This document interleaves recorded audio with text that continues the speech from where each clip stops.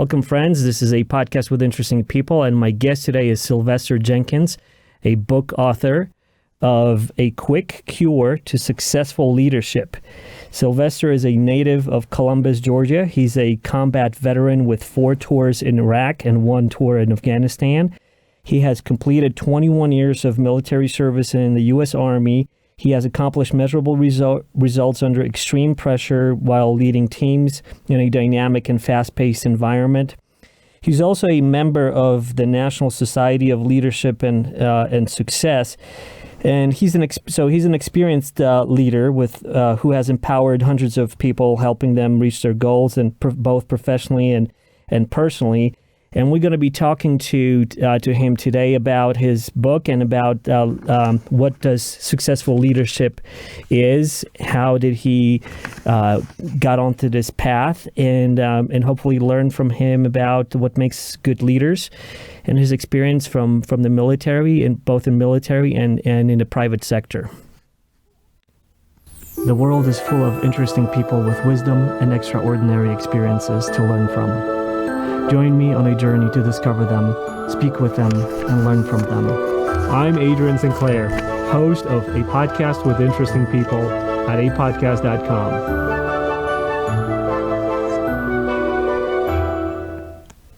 Sylvester, welcome to the show. It's good to have you on the show, man. Hey, thank you, Adrian. I really appreciate it.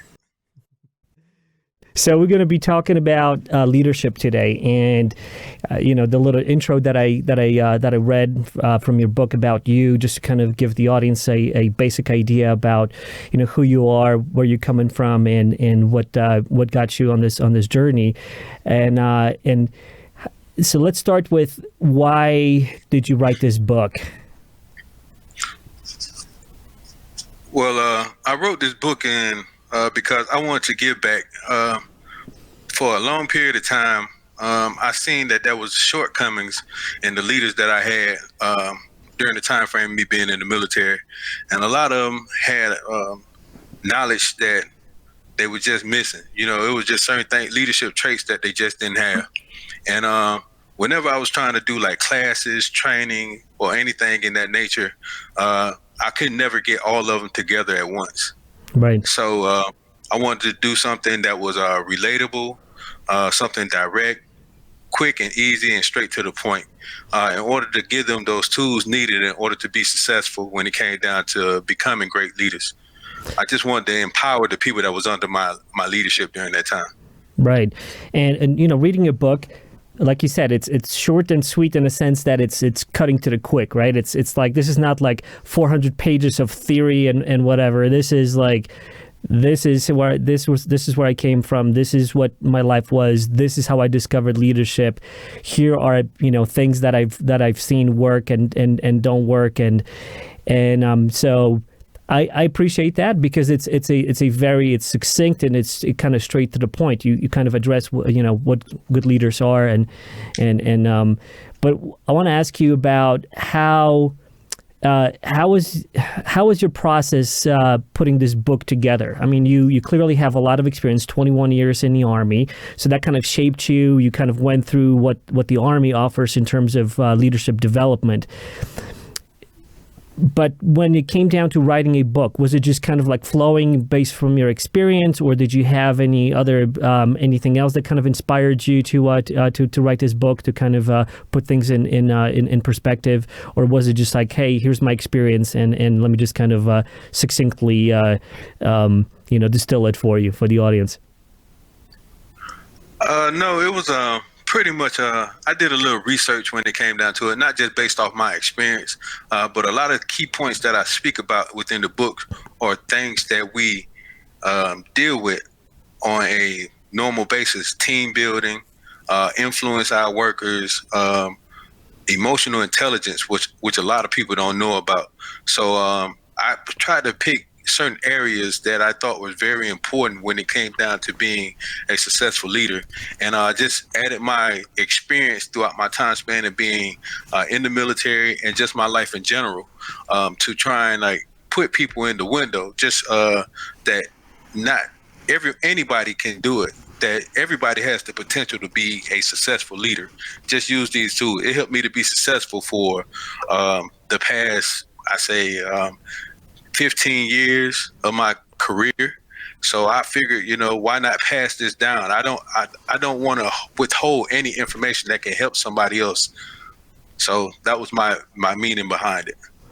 Right. In your book, you talk about things such as becoming a leader, and then the influence, and then the servant leadership, self-leadership. I really like that part when you said, you need to be a leader to yourself first. You have to, develop that self-leadership first, because if you can't lead yourself, if you can't have self-accountability, then how are you going to do that with others? So I really like that. And then, of course, emotional intelligence, EQ, that you mentioned just now, which is a critical part as well. And you also talk about motivating teams and team building.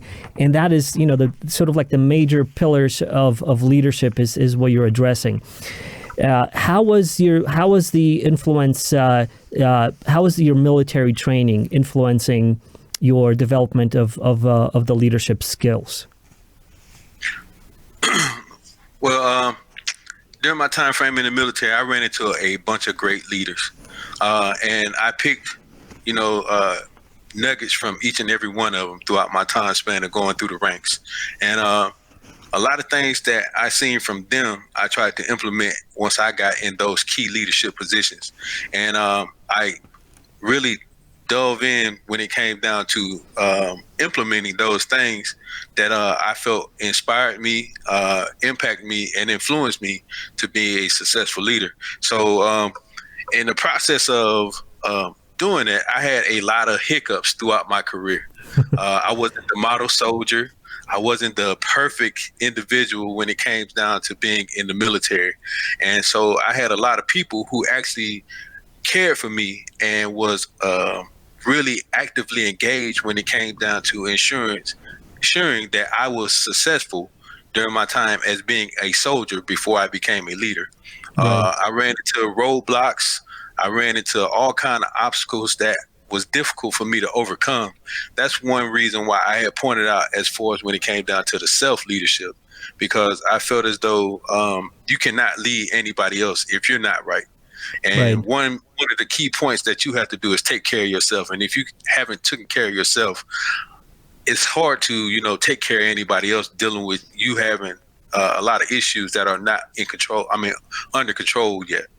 So, throughout my time span, I suffered a lot of situations that I went through. I think I spoke in my book about, running into issues with a fiance, doing drugs, alcohol. I ran into a lot of those issues, a lot of things that people deal with on a day-to-day basis.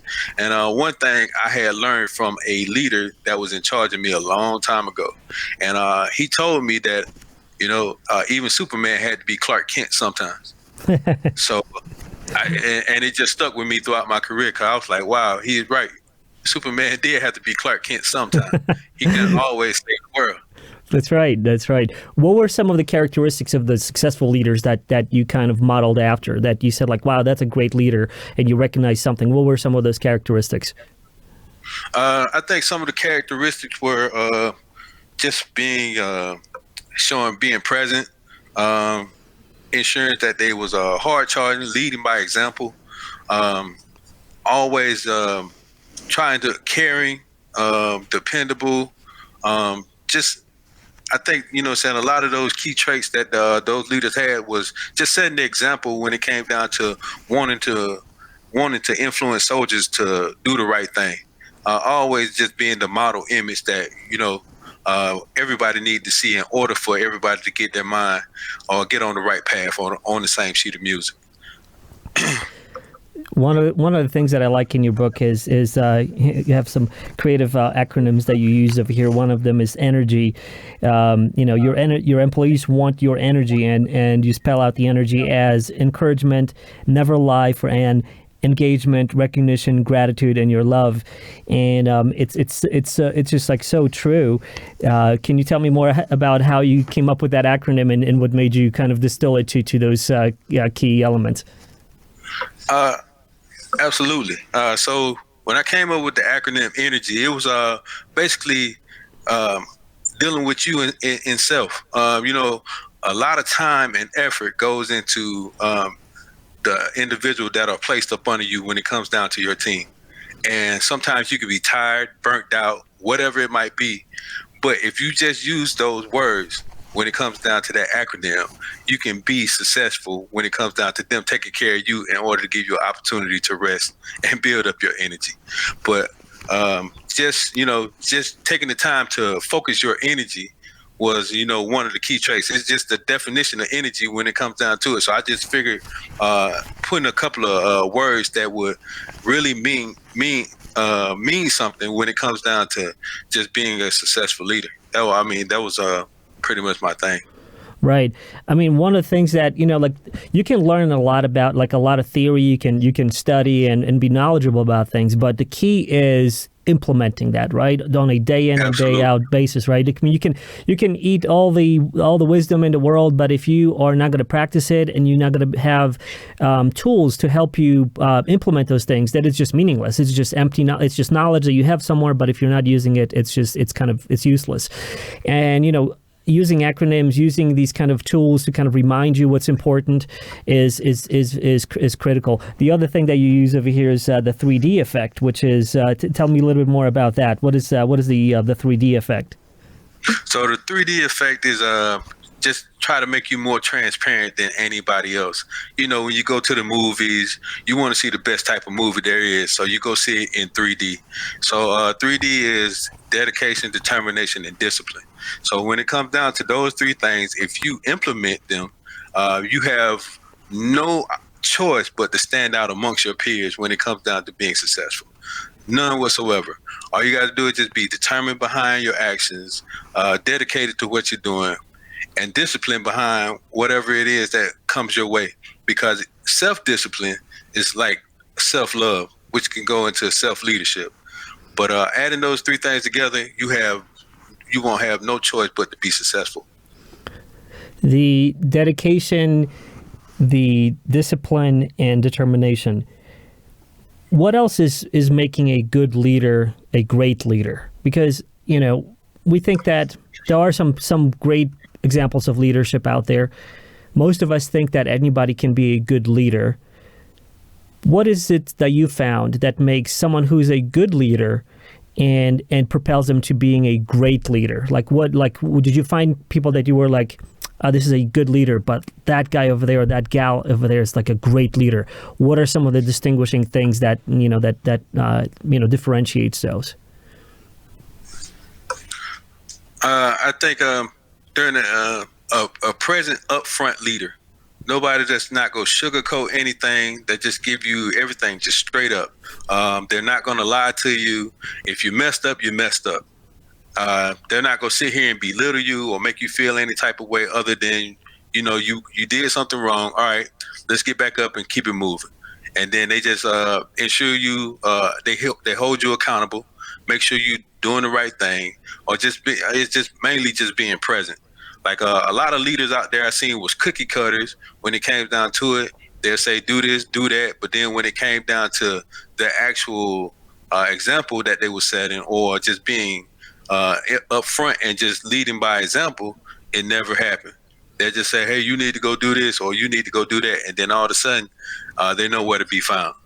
Right. So I think, just being a present leader up front and just telling it like it is. Don't sit here and lie, sugarcoat anything. I noticed throughout my time span, whenever you lie to a soldier, they're going to hold you accountable to that, regardless of what it is. Sometimes it's like kids. Whenever you tell your kids you're going to take them to get ice cream and you're just trying to get them to be quiet just so you can get home in a timely manner, then all of a sudden the next day they were like, I thought you were going to take me to get ice cream. No, I'm sorry. You can't do that with anybody, especially your employees or your soldiers or whoever it might be. So it's just best to be upfront. Hey, at the moment in time, we can't do this, but we need to get this accomplished. So here's the plan. This is what we're going to do. So I think it was always just being present. it's maybe it's easier to get that done when you're in the military. You can kind of deliver that directly, right? When you're in a corporate world, now you have to be more diplomatic about things. You don't want to hurt people's feelings, and about the same time, you don't want people to walk all over you, and you want to deliver the message, right? So it's an interesting. It must have been an interesting transition for you to come out from the military and then stepping into the private sector and how do you manage the, I guess, style of delivery of some of that truth, like you said, from the military to the private life? Okay, so that's where emotional intelligence come in at. So I mean, like in the military, of course, you can be like straightforward, to the point, just say whatever on your mind. But Right. more in the corporate world, it's kind of like you got to know your temperature. You got to know your settings. So Right. when it comes down to how you approach people, you can't approach them all the same. So you just got to make sure your communication is up to par when it comes down to how you approach certain people that are on your team. So one person you might not have to tell to do certain things twice, or might not have to give that type of nourishment, or you might not have to dig deep when it comes down to trying to figure out ways to influence them in order to get the job accomplished. You might just be able to just go to them in a certain manner, and just they might be very influenced by what your presence is from the start, and just go ahead and get the job done. But you might have those individuals that you just have to pull to the side and do some one-on-one counseling. Right. Just actually dig deep to find out what's going on with them, possibly their personal life, try to build relationships in order to everybody to get on the same sheet of music. But it's up to you as the leader in order to find out what's going on. You just can't jump the gun and just feel like the person that you're having conflict with, or the individual that is not working at the same pace as everybody else, is just not gonna cut the mustard when it comes down to it. Some people just need more encouragement and more Right. nourishing than others. Right. And in fact, one of the things that you said is that it has been proven that emotional intelligence is more important than technical knowledge. Why do you think that's the case? Just dealing with the fact that technical knowledge is already laid out. Ain't no ifs, ands, or buts about it. It's just one way. Emotional intelligence, it got certain directions that you can go whenever it comes down to figuring out the scheme of things. So I figure when it comes down to emotional intelligence, people are more to allured to that compared to just your technical base, as far as the knowledge that you have. Right. You can be the smartest person in the world, but if you don't know how to approach nobody, you'll never get the job done. Right. That is so true, and part of that is that being self-aware of how you interact with people, and that's a skill that it takes time to develop. I mean, for some people it comes easier than to others. And one of the things that you say in your book is emotional intelligence. Is a lot about yourself, self-awareness, self-regulation, self-motivation, and self-management. And how do you develop those things? Because it's, a lot of it is like, sometimes when we're impulsive or maybe in a heat of the moment, right, we might not control things. How did you develop those skills to be more empathetic, to be in control of yourself, to be kind of like introspective, to kind of like, ooh, okay, now I'm feeling this, and I'm going to kind of burst out or something, but I want to get that in check. A lot of those times emotions just take over, and we regret it. So it's a skill to kind of develop that. How did you go about it? So I took a class during my time span in the military called Master Resiliency course. It's MRT, and it teaches you about self-awareness, and it teaches you to be optimistic, and it teaches you how to communicate more or better when it comes down to just approaching individuals or just going by your day-to-day life. And when I went through this class, it was like a fresh cup of coffee, because I had so much that I was dealing with in my own personal life that I had finally found the key to actually be able to open up and do some self-checks on myself in order to get to where I need to be. And after going through that class and then actually applying everything that they taught me during that class, I started to get a better outlook when it came down to approaching people or just working with other individuals. Also dealing with, just myself in general. I tend to think about treat others as you want to be treated. And you can't fight evil with evil. And just stepping back and just truly analyzing like what exactly is going on, not just jumping the gun and just assuming. Right. Just taking the time to actually analyze everything. Hold on, wait. Let me see exactly what's the cause, what's the root cause. Right. To every cause there's an effect. So there has to be something that caused this, whether it's just saying the wrong things to trigger some of your employees, or just sometimes, just running into traffic sometimes can just throw your whole day off. So Right. It's just, just taking the time to just be self-aware. That class in Master Resilience just really took a real impact on me when it came down to just my approach when it came down to anybody in general. Right.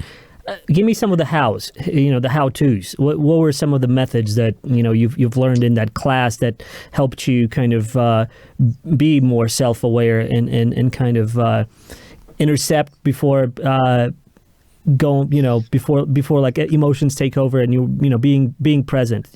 What were some of the did you learn what kind of techniques did you learn that allowed you to kind of do that, to be more self-aware? So it pretty much taught me just to write down, just to make a plan. Whenever I made a plan, I stuck to it. I just write down all my plans the night before as far as what I want to accomplish, what I want to do, and try not to deviate from that the following day. And if I do find myself starting to draw away from that, I just look at the 3x5 card, whatever it might be, and just get right back on track.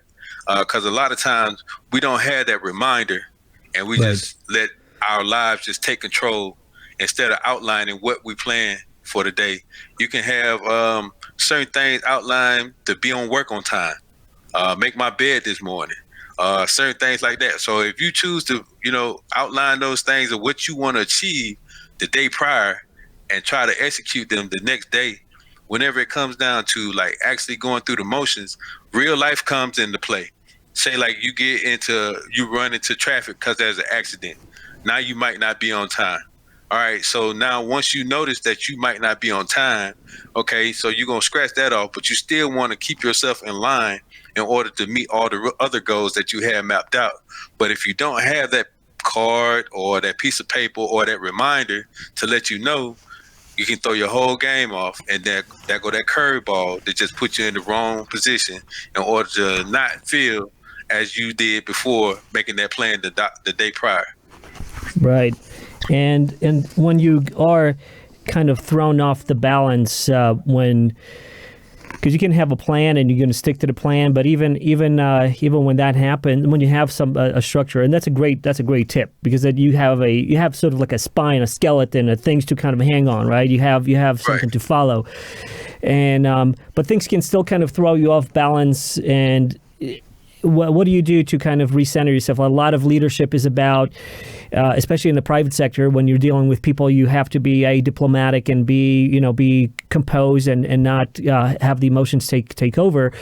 But circumstances can sometimes really, it could be a lot of things that can gang up on you, right? Like in the morning, it could be like you're trying to get your kids to the school and you're trying to do this, that, and everything kind of piles up on you. And then when you're getting ready to be at work and deliver something, and you have a meeting and you're trying to lead everyone, and you have all that emotional stuff that's kind of packed on you, and you may lose your balance. Do you have any ways to kind of recenter yourself? How do you go about it? Because I'm sure we all have been in that place where it's like it feels like the world's going to collapse on you, and you just want to kind of like yell at the top of your lungs and just scream and go nuts, and you want to kind of recenter yourself. What do you do to kind of recompose and kind of get back on track? Well, normally when I find myself just getting into a point where I'm really about to explode, or find myself just about to get all out of whack, I take the time. I take about 5 minutes to myself, and I take time to pray. I actually, take an opportunity to just give my Lord and Savior the opportunity to just help me out, just put everything in His hands. Because I think without a spiritual foundation, you can totally go south whenever it comes down to those type of circumstances that might come your way to distract you from being successful at what you do. And I really, take the opportunity to just close the door, Right. take about 5 minutes to myself, indulge in figure out exactly what issues that I have going on at that time, whether it be at home or on the job, and then just pray and put it in God's hands from there. Take a deep breath and get back out there and go fight. Right, and I'm just looking down over here. It's and pretty much all of your chapters are always referencing some script, elements from the scripture, which you use as an example of like why this is a good idea for whatever topic you're talking about, whether it's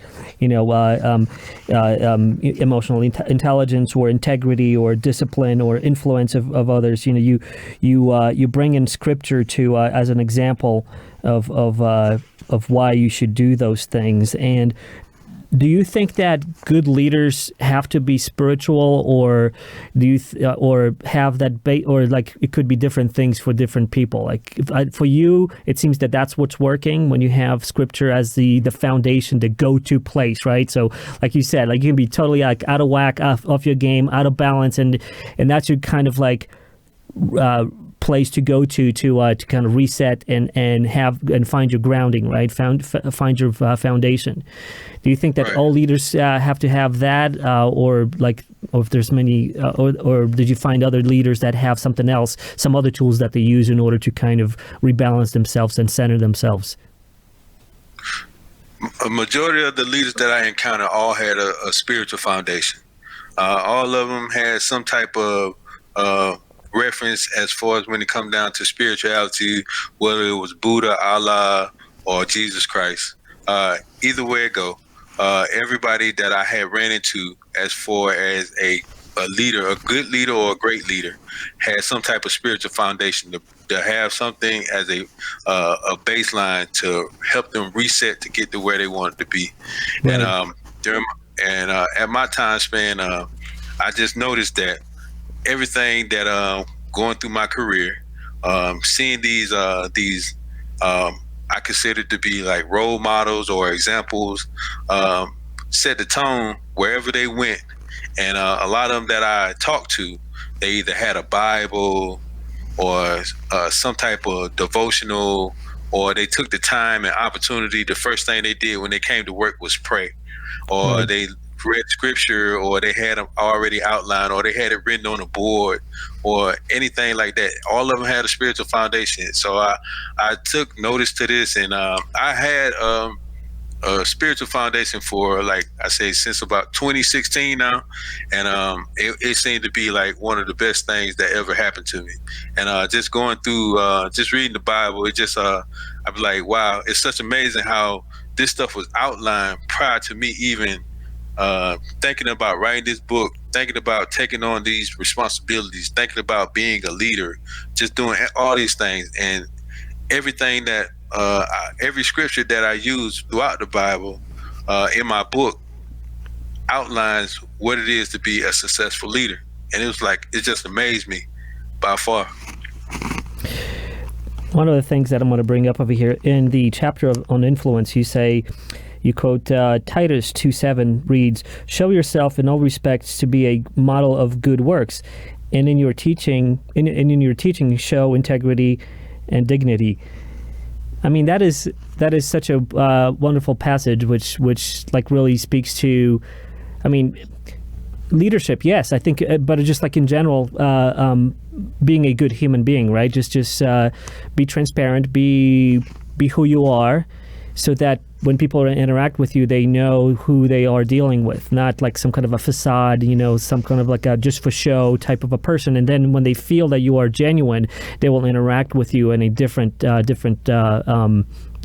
way, different manner, right? But that wasn't always the case for you in terms of like where you are in leadership. Let's talk about you a little bit, about your past and how you because like we kind of jumped right into the leadership and talking about that. But let's talk about Sylvester before he was a leader. Paint a little bit of a picture, how you grew up and how things influenced you. Why did you go to the military, and how your life changed when you went in?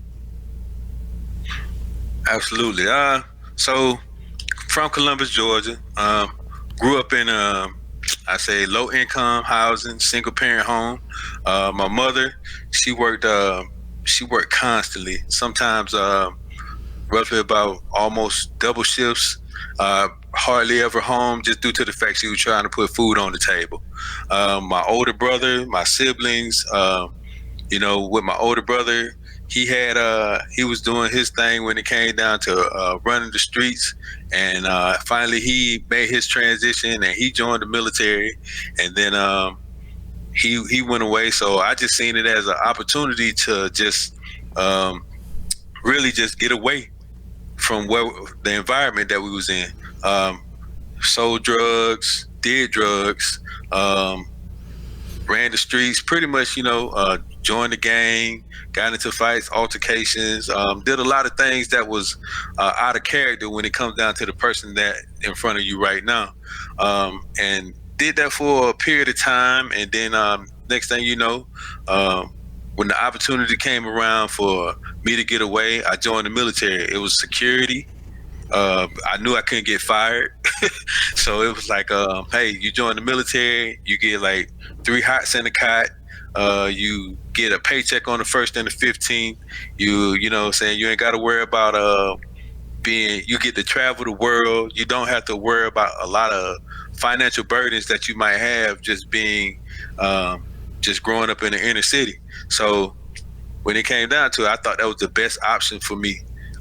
So I joined the military. Did I think that at any point in time of becoming or being a leader? No, I had no plans of becoming a leader. I just planned on doing my time in the military, possibly getting the GI Bill and going to school.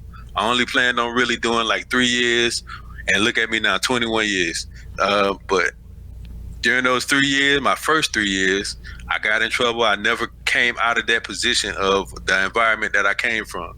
So I was still getting into fights, still doing drugs, still drinking, still, just being a bad soldier.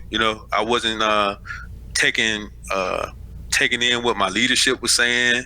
I was just showing up for work, doing what I got to do and leave.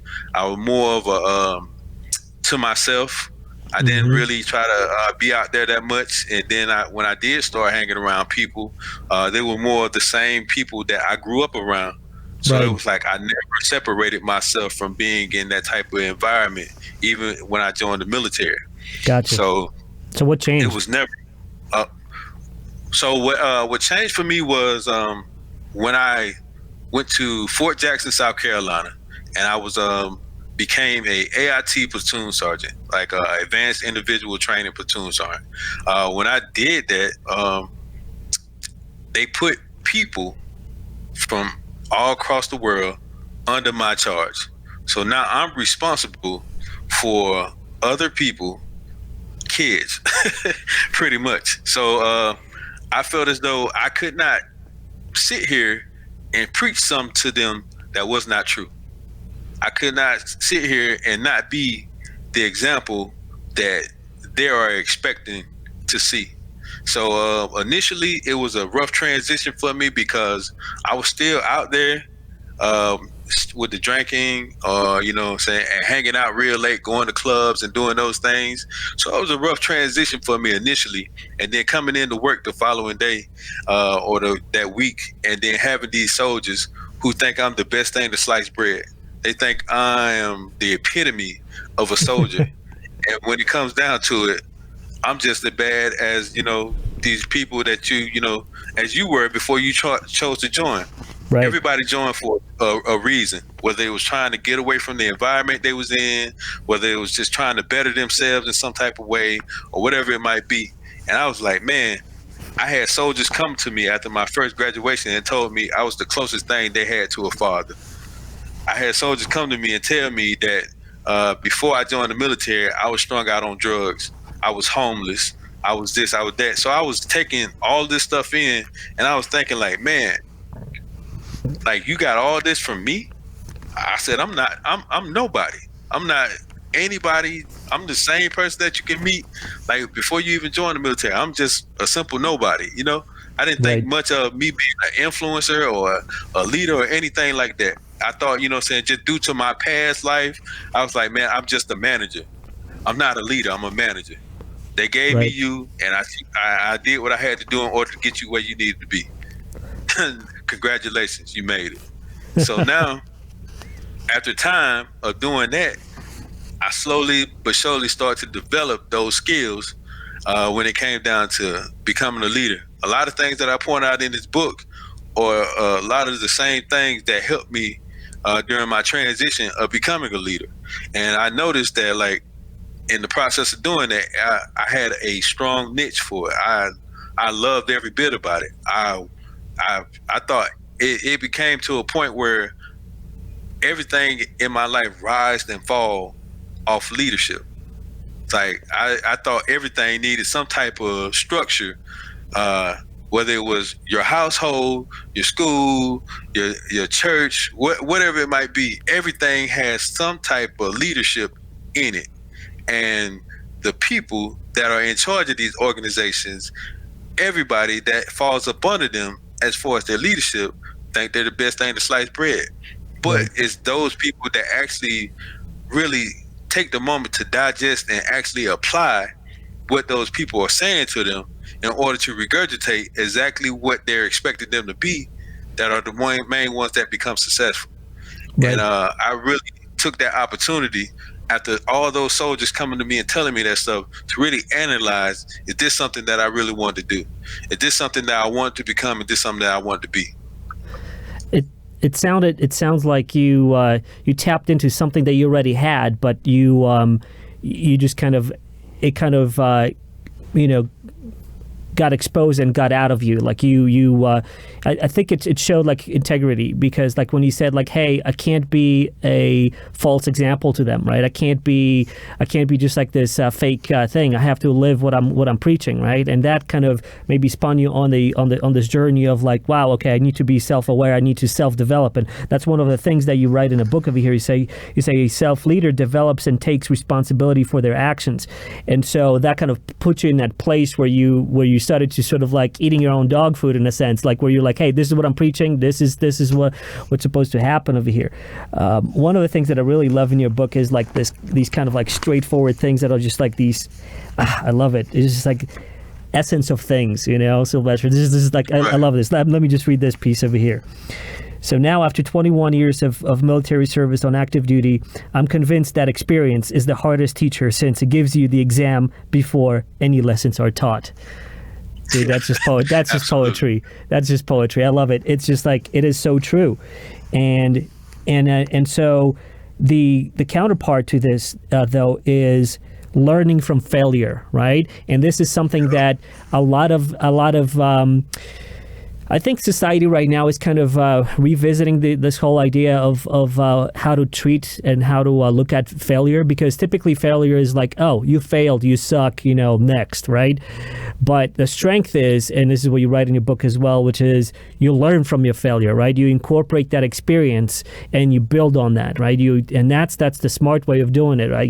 You fail. It's kind of like when you're gaming. You fail a lot, and the more you fail, the better you're going to get, because you're going to know all the things which you're not supposed to do, right?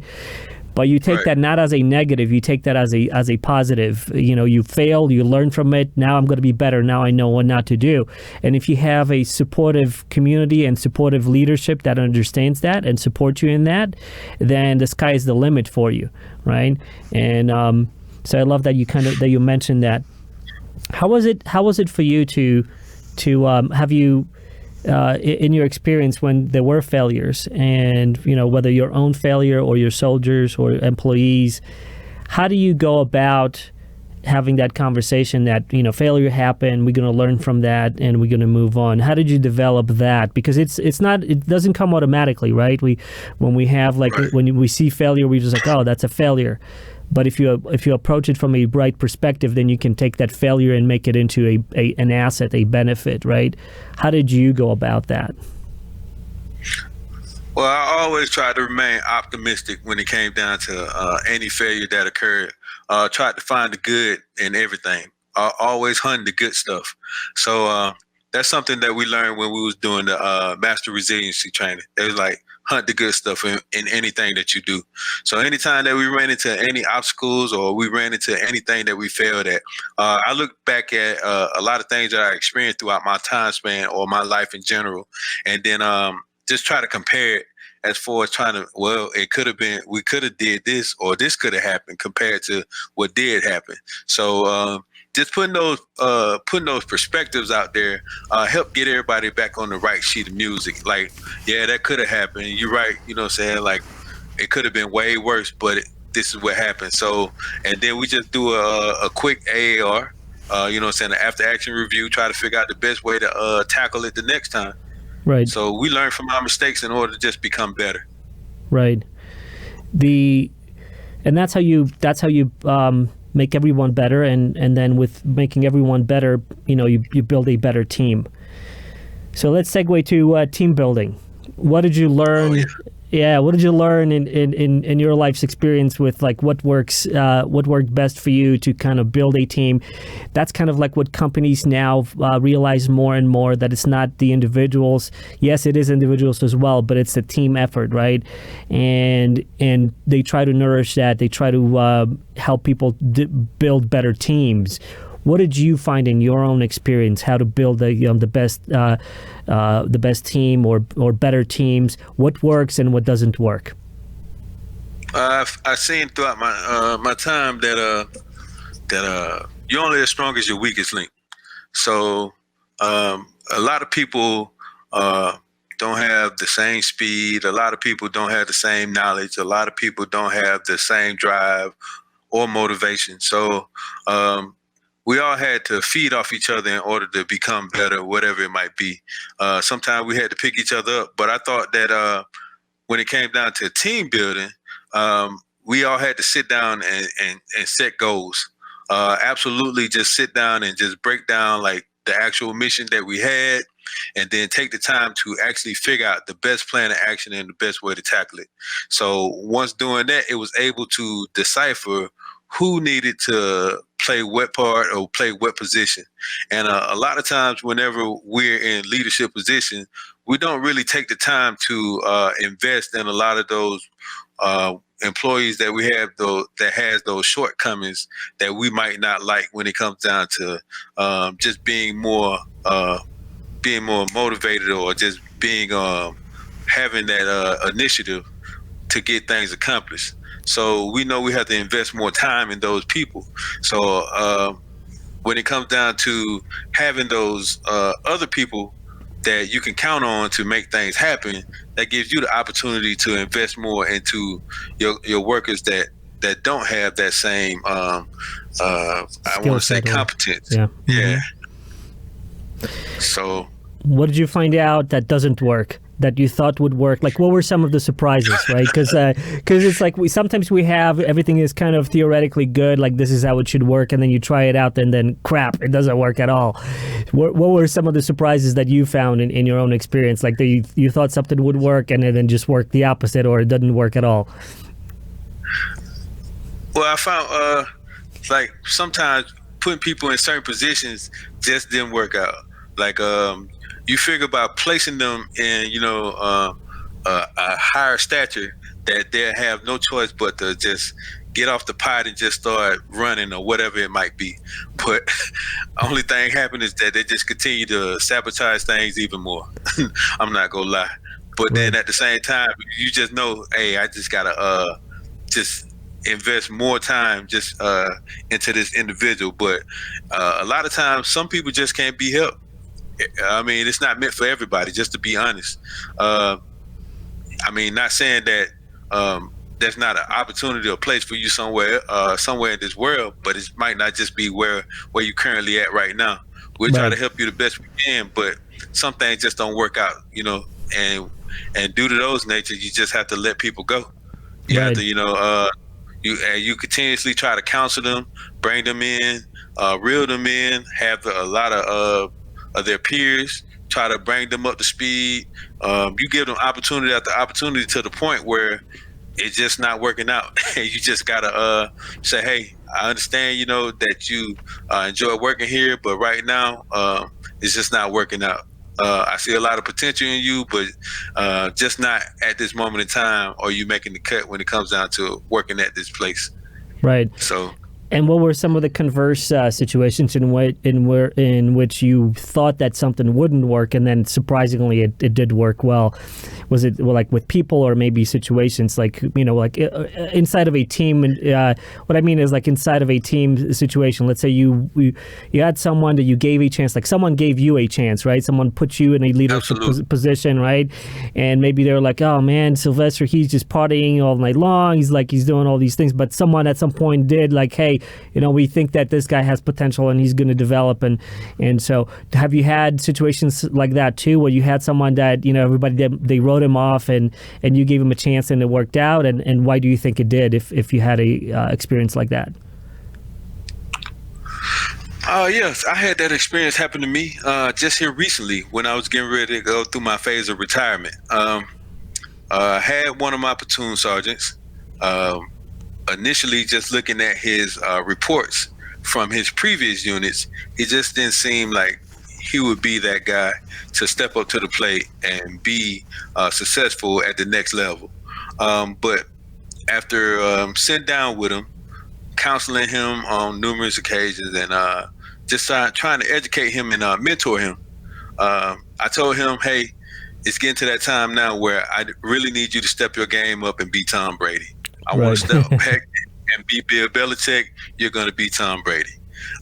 So initially putting him in the seat, as far as when it came down to my transition, he had a couple of hiccups, and I was like, man, I'm going to have to pull him out. But over time, he actually started to develop those skills needed in order to be successful in the position that I placed him in, which I was really, proud of him in every way when it came down to it, because a lot of people wrote him off. A lot of people didn't think he had what it took in order to be in those positions, but he actually stepped up to the plate and just proved everybody wrong. Right. That must have been a really sweet moment, right? When you get there, when you have that, look, I invested time in this person and they were doing great. I was right, or I had a hunch, or maybe just the circumstances aligned, and now that person is a whole different, that they're going to have a whole different life, right? Because of that one moment. Right. Have you had a situation where you said something that later on you were like, wow, it's that one thing that I told them that, that was that little thing that made it happen for them? Sometimes you're in those situations where someone later on in life tells you, like, we talk about this one thing and you said something to me and that just landed so deep that, like, it just kind of made me rethink the whole thing. Have you had an experience like that when you told someone, maybe even trivial to you, but then it turned out that it was just like so huge for them that changed the course of their their life or their attitude? Oh, absolutely. I used to have a saying, everybody want to be a hero till it's time to do hero stuff. And when it came down to it, you have a lot of people that always felt like they deserve to be in this position, they deserve to have this promotion, they deserve to have this raise, or whatever it might be. But when it comes down to putting them in those positions where they can be successful, now all of a sudden, oh, I don't want to do it. No, I don't know. I wasn't ready for this. I didn't think it would be like this. Right. So I had a couple of individuals where they came down to stepping up to the plate as far as moving up to the next level, just due to the fact of me always saying that. And they came to me and said, hey, First Sergeant, everybody want to be a hero till it's time to do hero stuff. You're like, well, I'm that hero. So I was like, man, that's awesome. So just to know that they actually listened to what I was saying whenever I put that out, or they actually understood what I was talking about. Right. So it just, it's just those special moments when you hear those people quote certain things you say in order to put a new perspective on, how they choose to go in the direction of their life. Right. What else did you do to motivate? Like, give me like some top, pro tips from your own life's experience to when you needed to motivate people or teams. What were some of the things that you use, some of the tools that you use, some of the phrases maybe, or some of the things that, that made that impact, that landed and people were like motivated by it? Because a lot of times you outline the vision and people kind of like see where that is, but there's always like maybe more that we can do, or maybe different things in order to motivate people. Like how do you motivate teams?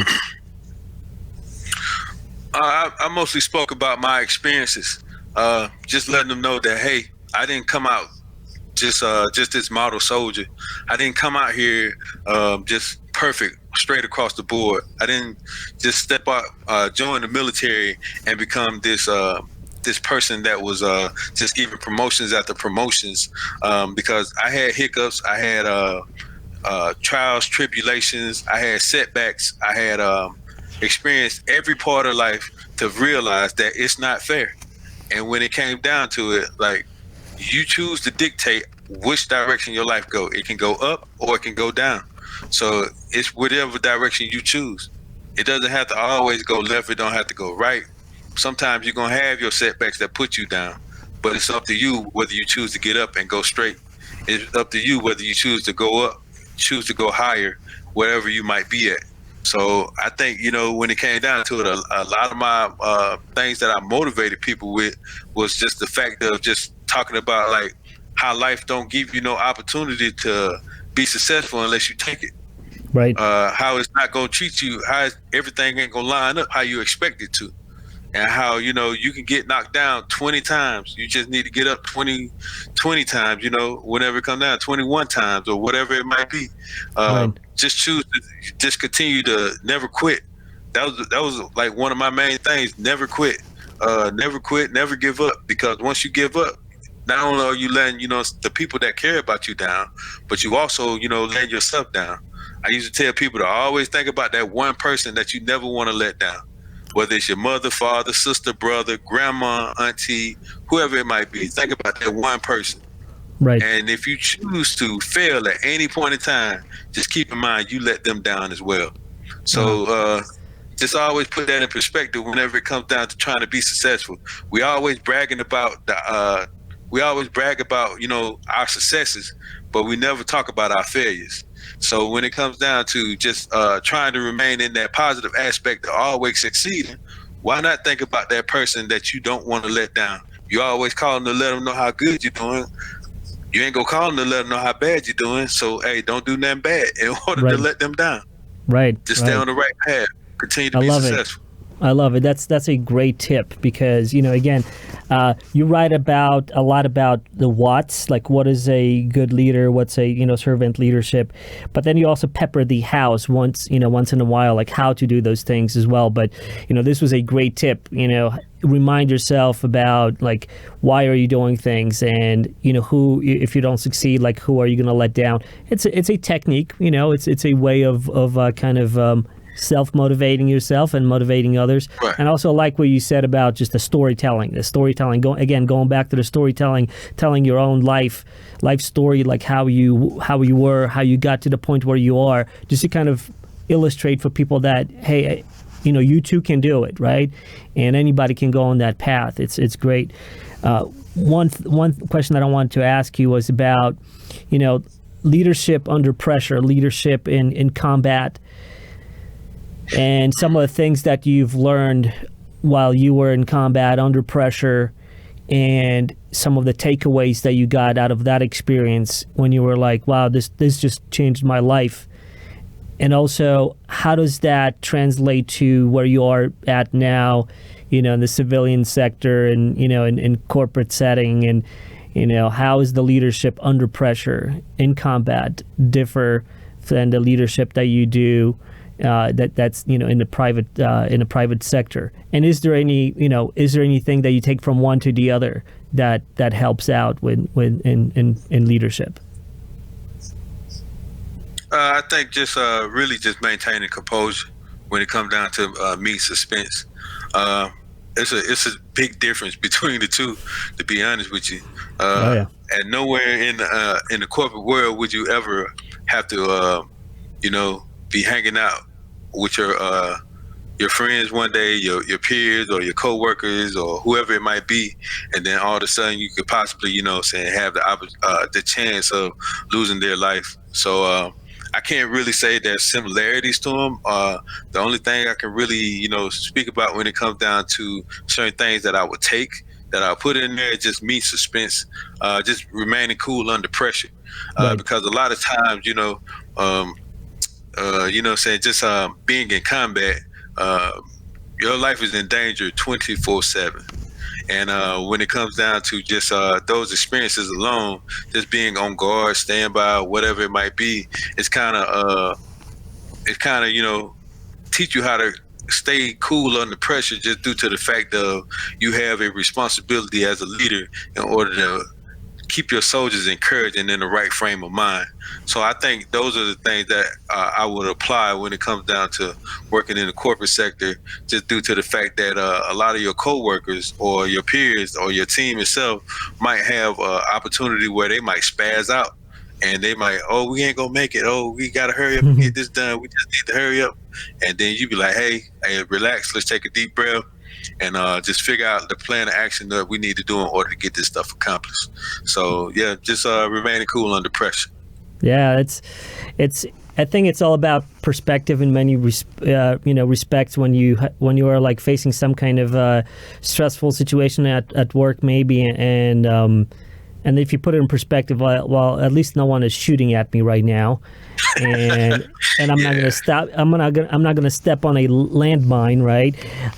Maybe a corporate landmine, but it's like I'm not gonna lose my life, right? So it's again putting things in perspective, and I think that's a lot of times that just helps out. So what's next for you, man? You wrote this book. It's nice and succinct. It's peppered with stories. It's peppered with references that kind of motivate you and make you think about what really good leadership is. What is next for you in terms of you're going to be spreading this message. You want to be you want to have people learn from your experience. Do you have plans for another book, or what else do you want to do with this book? So I wrote another book. It should be out roughly about in April, beginning of May. It's called Resiliency, Winning the Battle Within, the Secret Ingredient. So it's just a book just to speak more about as far as dealing with the emotional intelligence and being cool under pressure and being optimistic when it comes down to trials and tribulations in life. And I share in there a lot of experiences that I dealt with outside of just in those ones in the quick success book. And then I speak some just dealing with on a biblical aspect too, and include more scriptures, just to put people in that right perspective, letting them know that you too can have a spiritual foundation, and then just build upon just being more resilient when it comes down to life, because a lot of people don't know about being resilient. They don't know that it can help you in order to carry on your life. And a lot of people deal with problems and issues and they just keep it bottled up. And just like a Pepsi or a Coke, when you shake it up and you take the top off, it's going to like spill everywhere. It's going to explode. So instead of getting to that point, let's take the cap off a little slowly. Let's just try to make sure that we teach you some techniques in order to decompress and take away a lot of those situations that you're dealing with, like anxiety, depression, and to prevent things like suicides and things of that nature.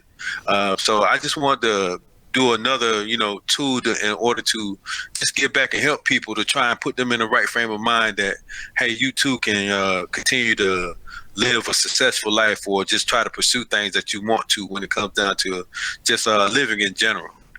Right. I love your story, man. I am looking forward to your next book. I definitely want to check it out and have you back on the show. I think you're bringing the realness to the real.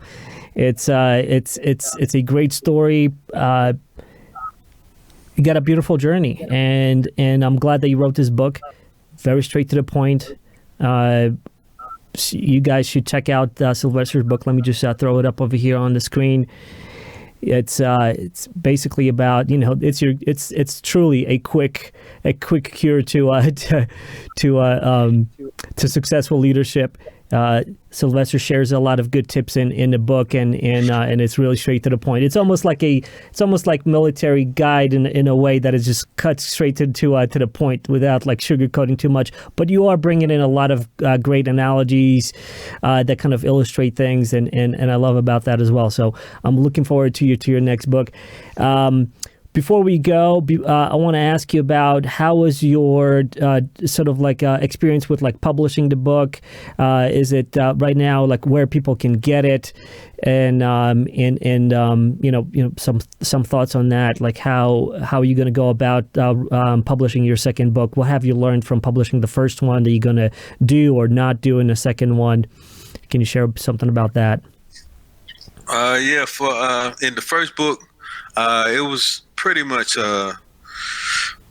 putting in a lot of time and effort into trying to just get down to something that like straight to the point or whatever it might be. But this next book is going to have a lot more information.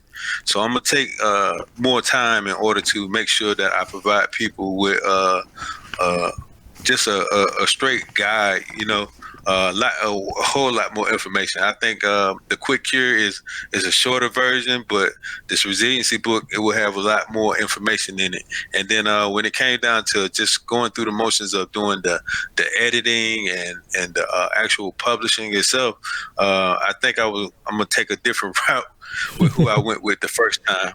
Right. I don't want to put no names out there or nothing like that, but yeah, I think, when it came down to it, I could have did, a whole lot more, what's the one, what they call that? Like I can't think of the word. Is it like marketing or? Yeah, like a whole lot more, but just take the time to do a lot of those things. But I really greatly appreciate your opportunity and your time when it came down to just being on the show and just giving me an opportunity to just talk to you and spread the message when it comes down to my book. Well, I appreciate what you've done. I love these types of stories. This is kind of the theme of the show, bringing interesting people. Your journey is definitely interesting. I'm sure a lot of other people had similar journeys, but that just goes to show that if you follow that, if you believe, and if others believe in you, a lot of seemingly impossible things can become possible. And here you are, you wrote a book, you're sharing this knowledge, 21 years in the Army, a lot of leadership stuff that you did over there, a lot of soldiers that you changed lives of because of your journey. And so that's what's worth talking about, and that's why we are here. So thank you for being on the show. I really appreciate it. I'm looking forward to your second book, and I want to have you back on the show and talk some more about it and bring it to the awareness of people out there, whoever's watching this show, and taking advantage and learning some stuff from your own experience. So Sylvester Jenkins, thank you for being on the show, and we'll see you next time. All right, thank you. Have a great one. Thanks. The world is full of interesting people with wisdom and extraordinary experiences to learn from. Join me on a journey to discover them, speak with them, and learn from them. I'm Adrian Sinclair, host of A Podcast with Interesting People at apodcast.com.